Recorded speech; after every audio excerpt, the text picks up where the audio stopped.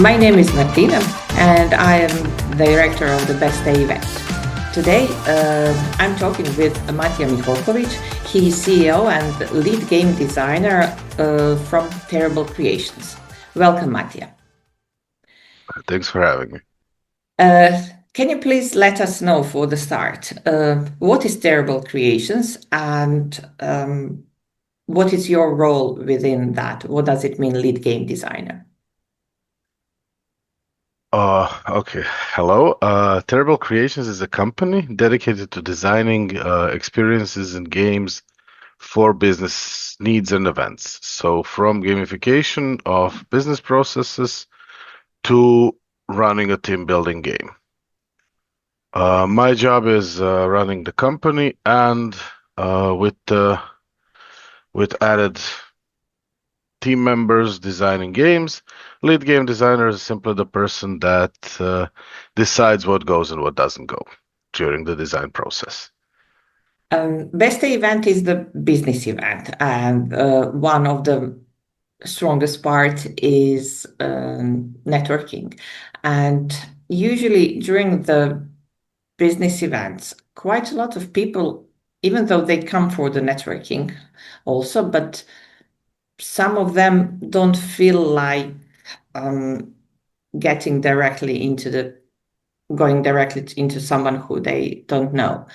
And then they say just like they dislike the events, like or the networking at the business events.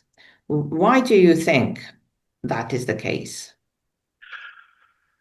Well, speaking as a very extroverted person that loves hanging out with people, that loves spending time with people, that loves getting to know new people, I remember an occasion in which I straight up ran away from a networking event. It was about to start. I was surrounded with all these people that I don't know that I could see were as nervous as I was. And I said, like, nope, can't deal with this today. So I straight up ran away. It is simply, in my perspective and opinion, the thing that a networking event has to also be designed to make people comfortable, to make people feel welcome and safe and that they will be able to hear other people and that they will get their allotted time to speak. Because if you come to a networking event, you are there to network. And why are you there to network? You're there to grow your business, to stabilize your business, to meet new people with whom you can work. And again, in my strongest opinion, if we don't admit to the truth, we're not growing. You're there to grow your business. And And people, sorry, did you want to say something? no, just continue, No, please. I'm just thinking, did I say this too roughly? But the thing is, like, you go there and you know you have to look your best and speak your best and make an impression in 1 second because everybody's attention is somewhere else and everybody's thinking what they're gonna say. And there's simply so much pressure. And usually, networking events do exactly nothing. You meet a couple of people that you know. Maybe you click with someone on a personal basis, and then you start growing the relationship. So why people dislike them, in my opinion, is because they are a lot of effort and for a very dubious result. And we heard that you are doing the mystery games, and so Yes. you are the lead game designer. And what makes a mystery game suitable for a business event? Games. Uh, Maybe we had some issues with the sorry. sound. Can you Sure. repeat? So I will just repeat the question. So, what makes a mystery game suitable for a business event? Uh, well, I'll speak only about our games and the games that we design, Mhm. but not only a mystery game, like any other game that is well thought out, well set up, will bring people who are there into the place of play, into the mind state of play. And if we've done our job correctly, people that are playing are comfortable, are engaged, are interested. They are engaging on a level where the plasticity and the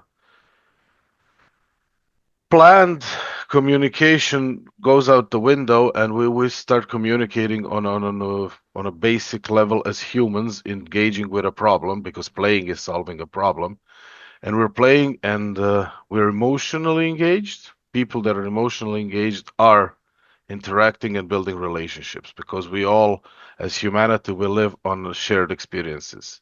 And for those who maybe don't still know what type of the game is mystery game, can you tell a little bit more about that?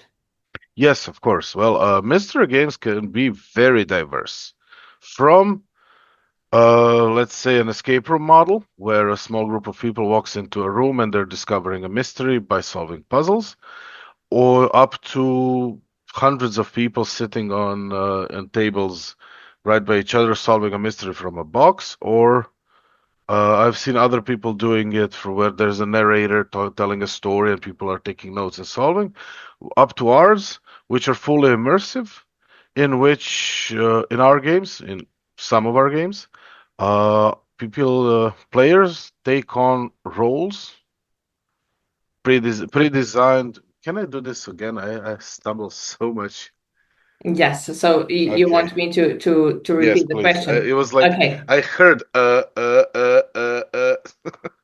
no problem. So, Thank you. what is I'm sure there are many people who know what mystery games are, but for those who still don't know, who are not familiar with the term of mystery game, or never played, can you please tell us what it is all about? Okay, so mystery games are about solving a mystery. Often it is a murder mystery because that is a literal trope and a genre that is beloved. So they can be very different. They can be from an escape room styled mystery game where players, as in small groups, walk into a room, solve puzzles, and discover the mystery, to playing out of the box. So, like hundreds of people in teams up to 5 players sitting on tables, and they're all solving the same mystery out of the box, maybe competing, maybe collaborating, depending on the wishes. And there's a lot of variety in the middle, but at the end of the coolness specter, at the top of the coolness specter, we have the immersive mystery games, in which participants become players that take on roles that are predefined. So the story is written in advance, and we cast people like in a movie. They get assigned roles, and they portray those roles to the best of their ability. Where the ability is not really relevant, it's about having fun and being that character in that story. No acting experience is needed. No any experience is needed. All that's needed is will to have fun. And this is how long in advance, or is it necessary to prepare before the game for the game? Mostly not, and we do not force preparation, but we recommend it because they are short, they are intense, they are a lot of fun, and if we've done at least a bit of preparation, it will be easier for us to immerse ourselves into the game and the world, and we will feel safer while interacting as characters. And do you support this preparation as well? Yes, yes. Mhm. When we have, let's say, a company comes over and they say we need this for a team building or for an event, we usually do the whole process, the onboarding process and the debriefing process, in which we get email contacts of all the participants. We send them a casting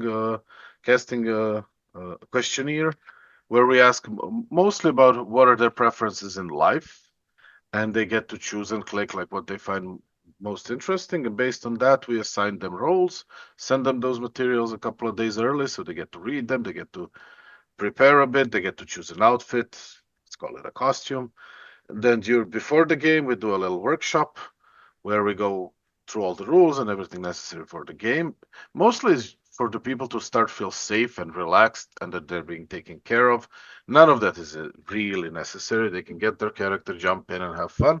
But a little structure goes a long way because helps frame the experience, helps them understand what's gonna happen, helps allows them to ask questions and to clarify their path in their heads. And after the game, there's a mandatory debriefing where we talk about what happened and how the experience was for them, to let them air their grievances if there are some, to let them air compliments, which always are present. This was a funny structure, but never mind. And you mentioned lots of activities here for people. So taking the roles, talking with the people they don't know. So we are again coming to the introverts and how this type of game support introverts or people who, let's say, naturally feel uncomfortable in large groups. Or maybe those, you have people who really like to attend events. Maybe they attend it by themselves and they just want to soak the atmosphere and the knowledge that they get over there. But from the side of networking, maybe it's still not something comfortable, but they would like to feel comfortable or So, supported. okay, how does this work for introverts and how do we make people safe? Did I understand Yeah. that? Okay. Uh,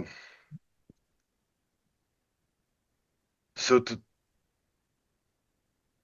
How do you to create the safe space for the people? yeah, I'm thinking also like I think that all of us are a bit introverted when we're put on the spot. There's like a very small percentile of people that are 100% extroverted and live for the stage and live for every opportunity to be the loudest and the most noticed in the group. So the way our games function is they get you out of yourself, to put it abstractly. So, for a while, you are not going to be yourself, and you're not the odd one out because everybody's doing it. Everybody's becoming themselves, and in a way, it levels the playing field for everyone because people who tend to be introverted and have issues with speaking among other people or being in the focus of attention get the cover of everybody's different now. Nobody's gonna stand out because we're all playing characters. And those that are very extroverted, they also get a bit of a leveling a playing field because they get to pulled out of their comfort zone and they're also someone else and they need to manage. Also, a very important factor is that whatever is happening through the game is happening to your character, not yourself. So there's a level of protection for a person that's introverted. Fun fact is that a very big part of the team that started the Terrible Creations, which is a company built to build games of this sort, is introverted. While Mhm. playing role-playing games myself, even though I am on the extroverted side, I have met so many introverted people that feel safe playing and that they find that as their comfort zone for social interaction, for Mhm. growing, for communicating. At one point, they even called me the introvert adopter. And when we come again to the business events and business perspective, because people come to the business events because of the business, like you Yeah. said, like we all know. And what are the long-term benefits of participating at the business event in this kind of the experiences or experience like a mystery game? There is a lot of benefits, but to name a few, and really there's a lot of benefits, but to name a few, first and like maybe the strongest felt is this was something different after the game. This was something different. This was you had to be their moment. What connects people is you had to be there to understand what we are talking about. Now we have something. We've been through this story.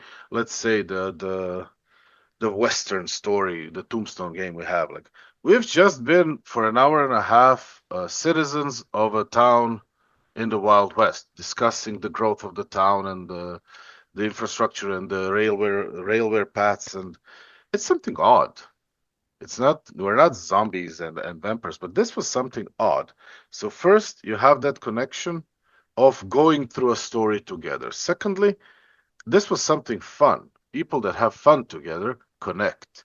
People that enjoy themselves together, they create lasting relationships.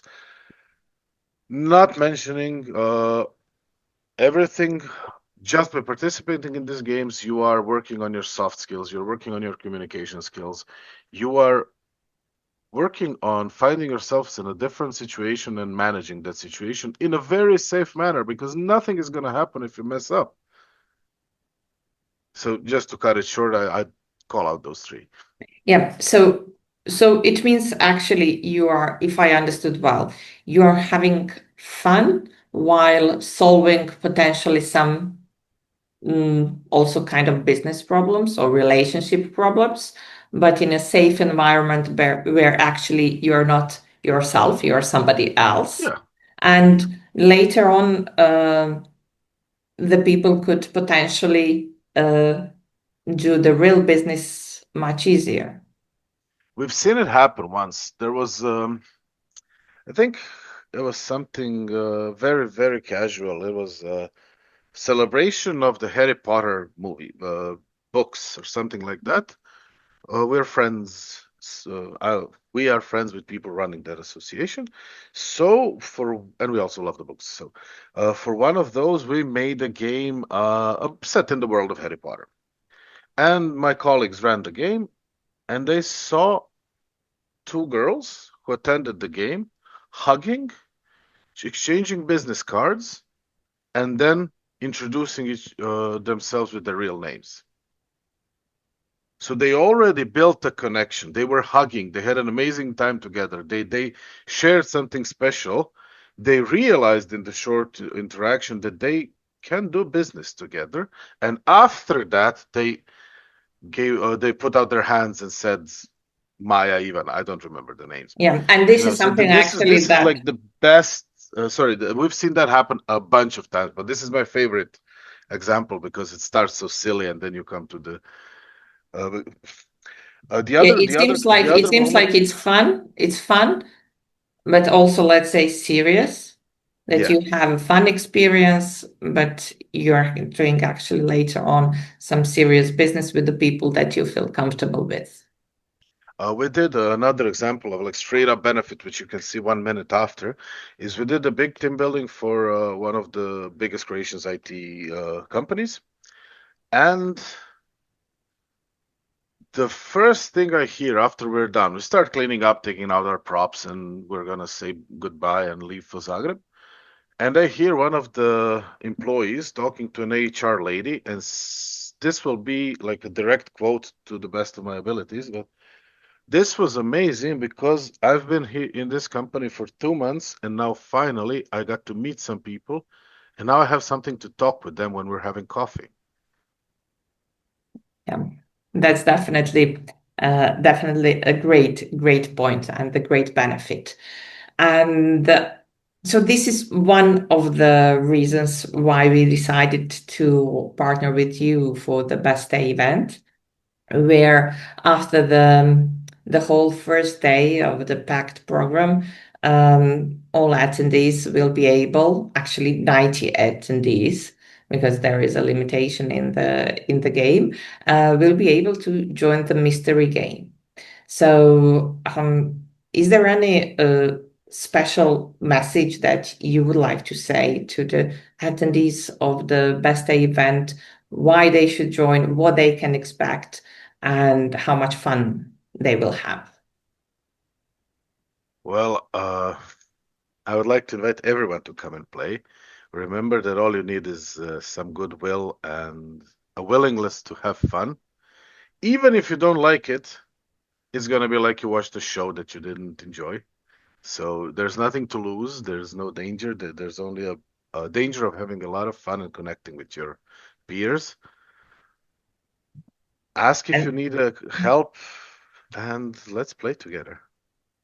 yes, and definitely we will be over there to help with the event. And we said many times during our conversation that the game is fun. But what for those people who still see games as fun, but not serious. Because, like, we have from one side games who are fun, and from another side, let's say, business who is serious.